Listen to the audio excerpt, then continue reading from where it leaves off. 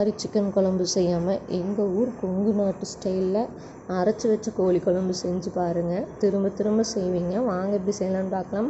இதுக்கு ஒரு கடாய் எடுத்து தேவையான அளவுக்கு எண்ணெய் ஊற்றி ஒரு 100 கிராம் அளவுக்கு சின்ன வெங்காயம், 7 வரமிளகா, எப்போவுமே உங்கள் காரத்துக்கு தகுந்த மாதிரி பார்த்து போட்டுக்கோங்க.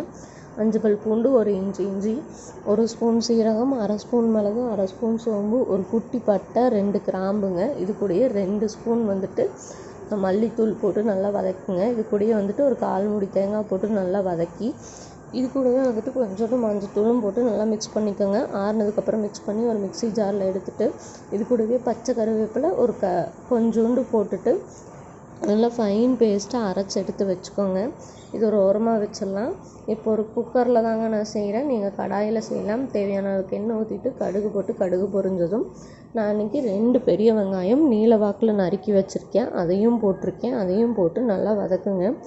வெங்காயம் கண்ணாடி பதம் வந்தால் போதுங்க. கோல்டன் ப்ரௌன் கலர் தேவையில்லை. இது கூடயே ஒரு தக்காளியும் நல்லா போட்டு நல்லா வதக்குங்க. இது கூடவே நான் இன்றைக்கி ஒரு 1/2 கிலோ சிக்கனை நல்லா வாஷ் பண்ணி எடுத்துருக்கேங்க. இது கூட மஞ்சத்தூள், உப்பு போட்டுட்டு நல்லா மிக்ஸ் பண்ணிவிட்டு குக்கரோட லிட் மேல் பார்த்தாப்பில் வச்சுட்டு ஒரு 10 நிமிஷம் அதோட தண்ணியிலேயே வதங்கட்டுங்க. அப்போ தான் டேஸ்ட் இருக்கும். இப்போ அரைச்சி வச்சுக்கிற பேஸ்ட்டையும் ஊற்றிட்டு அதில் இருக்கிற மீதி பேஸ்ட்டை தண்ணி ஊற்றி நல்லா கிளக்கி ஊற்றிடுங்க. நல்லா மிக்ஸ் பண்ணிவிட்டு இது கூடயே தேவையான அளவுக்கு உப்பு போட்டுக்கோங்க. உப்பும் போட்டுட்டு நல்லா மிக்ஸ் பண்ணுங்கள். இது செம டேஸ்ட்டாக இருக்கும். இந்த மாதிரி செஞ்சு பாருங்கள். போட்டு நல்லா எல்லாத்தையும் ஈவனாக மிக்ஸ் பண்ணிவிட்டு குக்கரை மூடி 5 விசில் விட்டுடுங்க. நான் 5 விசில் விடுறேன். நீங்கள் கடாயில் செய்கிறதா இருந்தால் 20 நிமிஷம் கொதிக்க விட்டு இறக்குனீங்கன்னா போதுங்க. ஒரு அட்டகாசமான மல்லித்தலை தூவி இறக்குனீங்கன்னா எங்கள் ஊர் ஸ்பெஷலான கோழி குழம்பு ரெடிங்க.